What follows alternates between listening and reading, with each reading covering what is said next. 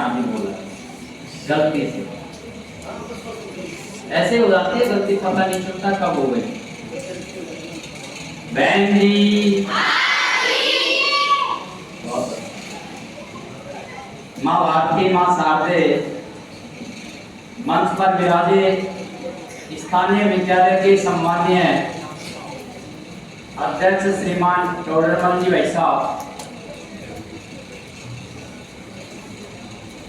इस प्रतियोगिता को संपन्न कराने में जिनकी महती भूमिका रही है, ऐसे निर्णायक के रूप में पधारे हमारे सभी श्रेष्ठ आचार्य बंधु, प्रधानाचार्य बंधु। प्रतियोगिताएं समय पर पूरी हो जाएं, व्यवस्थित रूप से पूरी हो, इसके लिए प्रतियोगिता प्रमुख तय किए गए थे। ऐसे प्रतियोगिता प्रमुख आचार्य बंधु बहनों, और यह प्रतियोगिता जिनके कारण से संपन्न हो रही है और जिन पर हमें गर्व भी है, बोलने से पहले और मन के भाव भर जाते हैं जिन्हें देखकर। और ये बात मैं हमेशा ही कहता रहूंगा और सत्य भी है कि आज के 15-20 वर्ष बाद हमारी स्थिति अलग प्रकार की होगी और आपकी अलग प्रकार की होगी। हम चौड़ी मुँह के मोहरी का पजामा पहने हुए होंगे, नीली बाहों का कुर्ता होगा, आंखों पर बड़ा मोटा चश्मा लग रहा होगा, हाथ में छड़ी होगी, और आप तो किसी कलेक्टर की कुर्सी पर बैठ करके, किसी न्यायाधीश की कुर्सी पर बैठ करके, किसी स्कूल के प्रिंसिपल की कुर्सी पर बैठ करके, किसी सांसदीय क्षेत्र के सांसद बन करके, किसी विधायक क्षेत्र के विधायक बन करके, पता नहीं आपके अंदर कितनी प्रतिभाएं भरी हुई है, न तो आपको पता है न हमें पता है। क्योंकि डॉक्टर APJ अब्दुल कलाम कहा करते थे कि कक्षा की अंतिम पंक्ति में बैठा हुआ विद्यार्थी भी देश का राष्ट्रपति बन सकता है। ऐसी बहुत सारी प्रतिभाओं को अपने अंदर सजे हुए प्यारे भैया बहनों, हम जिस संस्थान में पढ़ रहे हैं और जिन आचार्य बंधुओं के मार्गदर्शन में हम शिक्षा ग्रहण कर रहे हैं, ये सामान्य काम नहीं है। हमें सामान्य लग रहा होगा क्योंकि हम निश्चित रूप से इसी दिनचर्या में रोज डले हुए हैं, इसलिए विशेष बात भी हमें सामान्य लगती है, लेकिन ये सामान्य बात नहीं है। हम कल प्रातः, कल सायं से लेकर के आज दोपहर तक यहाँ समापन सत्र में बैठे हुए हैं। कम समय में हमारे भैया बहनों ने किस प्रकार की अच्छी तैयारी की है, हमारे आचार्य बंधुओं का समर्पण किस प्रकार का था कि आप सब भैया बहनों को यहाँ प्रतियोगिताओं में उन्होंने प्रस्तुत किया और आपने अपनी प्रस्तुति बहुत जोरदार दी। अब ये जो प्रतियोगिता थी अभी तक थी हमारे कोई विद्यालय स्तर की या संकुल स्तर की या जिला स्तर की,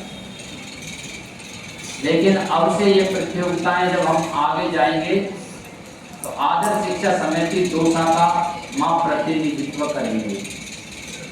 मेरा तो इस अवसर पर उन सभी आचार्य बंधुओं से, प्रधानाचार्य बंधुओं से करबद्ध निवेदन है, मैं मेरे जीवन में हारना कम महसूस करता हूँ, स्वीकार करता हूँ।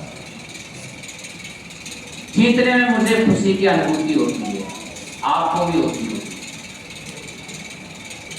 जब आदर्श शिक्षा समिति दौसा का कोई भैया बहन किसी प्रतियोगिता में जीतता है तो ऐसे लगता है जैसे ये जीत मैंने स्वयं ने हासिल की।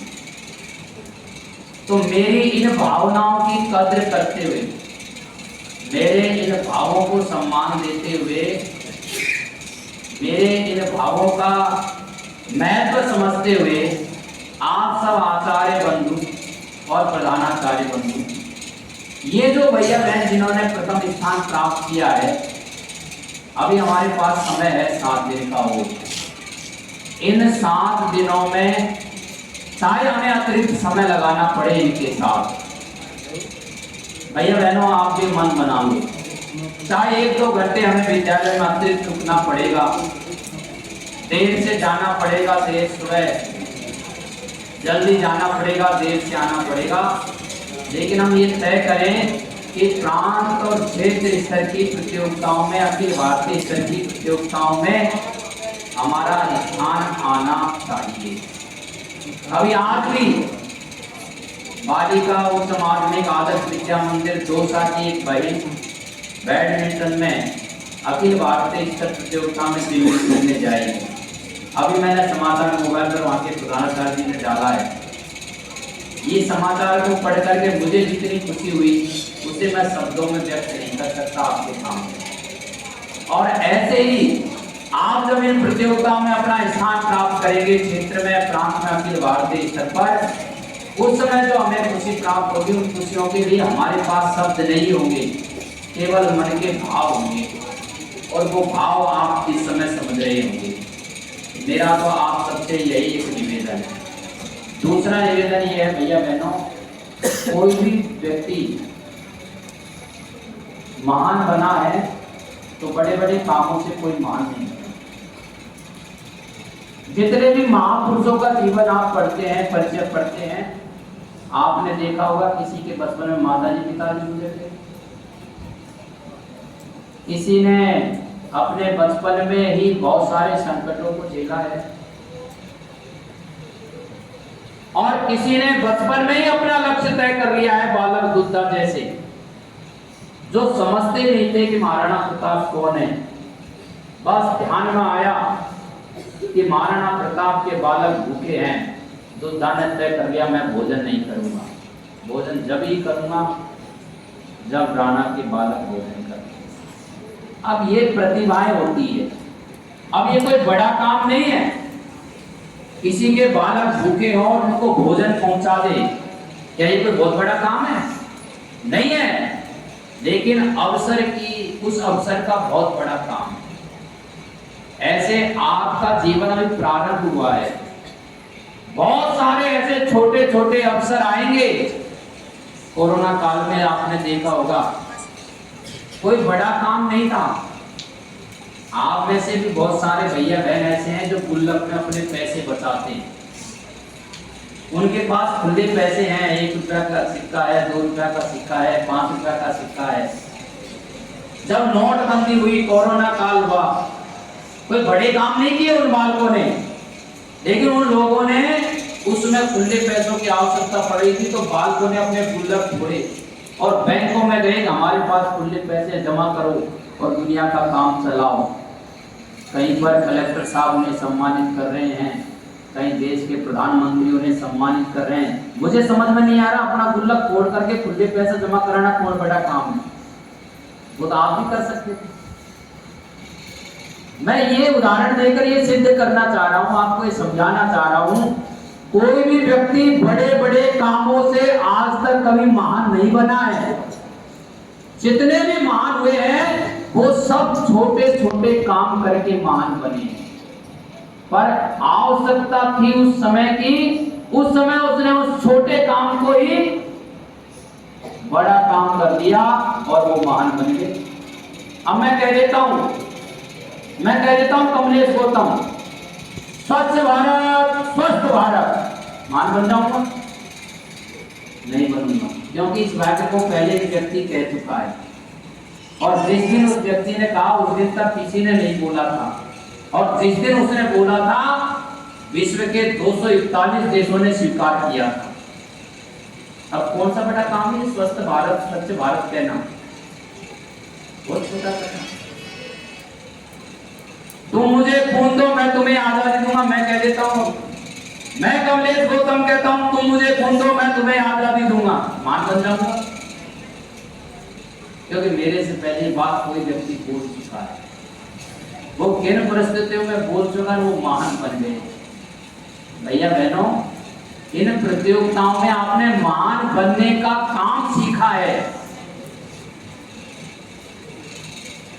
इस प्रतियोगिता में कोई जीता नहीं, बड़ी बात नहीं है। अभी YouTube पर आप सुन रहे होंगे नाम एकदम निकल रहा है, बिश्नोई एसडीएम रही है प्रियंका बिश्नोई। कक्षा 8 में जब पढ़ती थी तो उन्होंने कोई प्रतियोगिता जीती और पुरस्कार प्रदान करने आए थे एसडीएम साहब। बस वहीं से लक्ष्य तय हो गया, मैं भी एसडीएम बन सकती हूं। जिनके हाथों से मैंने पुरस्कार प्राप्त किया, मुझे भी एसडीएम बनना है। ऐसे इन प्रतियोगिताओं में हारना जीतना महत्व का विषय नहीं है कि हम इस प्रतियोगिता में हारे हैं या जीते हैं।